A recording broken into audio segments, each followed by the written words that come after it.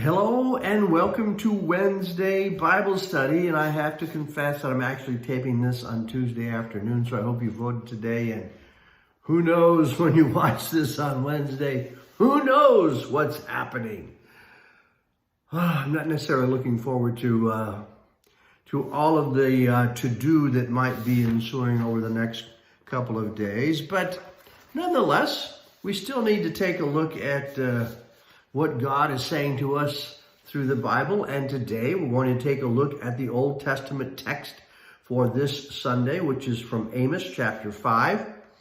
And all of the texts for this week surround the theme of judgment. And in Amos, God begins speaking through Amos with this very, very strident admonition against the people of Israel. And he ends up by saying, I despise your festivals. I take no delight in your solemn assemblies. Even though you offer me your burnt offerings and grain offerings, I will not accept them. And the offerings of well-being of your fatted calves I will not look upon. Take away from me the noise of your songs. I will not listen to the melody of your harps. So it sounds like God doesn't want to have you in church anymore. But I don't think that's what he's saying. I don't think that's what he's saying. I think he's saying that maybe we put too much stock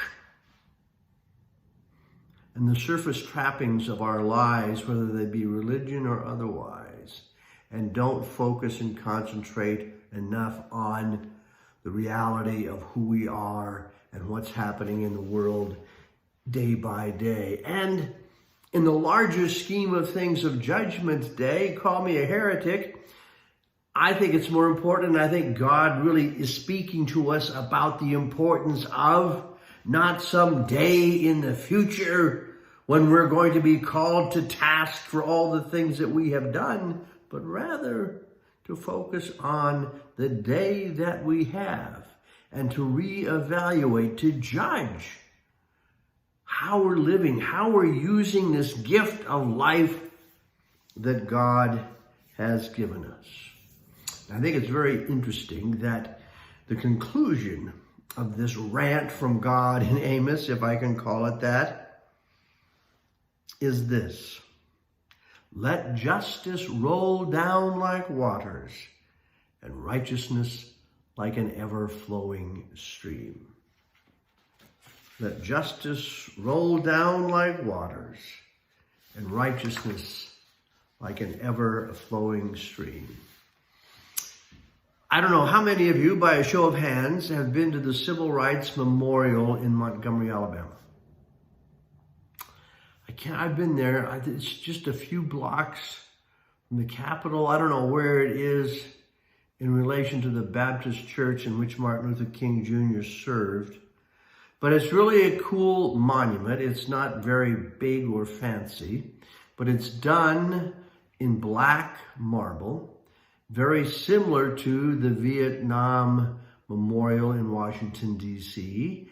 Coincidentally enough, that was designed by Maya Lin, as is the Civil Rights Memorial in Montgomery, Alabama. There's a couple of primary features. One is this inverted cone of marble, really cool. And around the circle of the inverted cone are all these dates of important events in the civil rights movement. And there's water that comes out of the middle of this cone and spreads out, and through surface tension comes down and adheres to the cone as it splashes down into a grate at the bottom.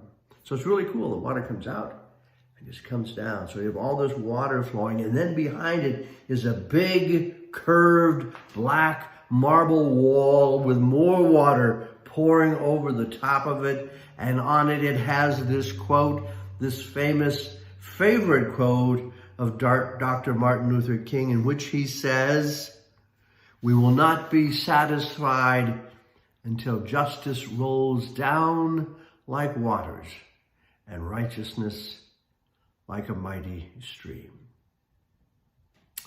I think it's important that you go to church. I think it's important that we be intentional about our connection to God. If you saw it Monday night, an absolutely gorgeous sunset, and I could just hear echoes of people saying, oh, the beauty of God's creation. I don't need to go to church when I have a sunset like that. Well, it is a beautiful part of God's creation. But God calls us to be more than just observers of the beauty of creation. God calls us to be active participants. God calls us as Christians to know, I'm going to say it again. I'm sorry, I'm going to say it again. To know that we are loved and then to fully engage in the world around us by loving back. Because, after all, we will not be satisfied until justice rolls down like waters and righteousness like a mighty stream. Amen. So, confirmation, Wednesday night, 6:30 in person at church. Virtual worship this Sunday. However, we will have Sunday school in person at 9:45. So as you continue in this week, I hope you maintain your sanity through all of the inevitable stuff that's going to be surrounding us after this national presidential election.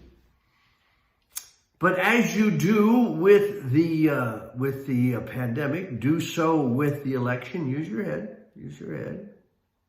And if it helps you to deal with the election results too, wash your hands, wear your mask, and above all, keep the faith. God bless you.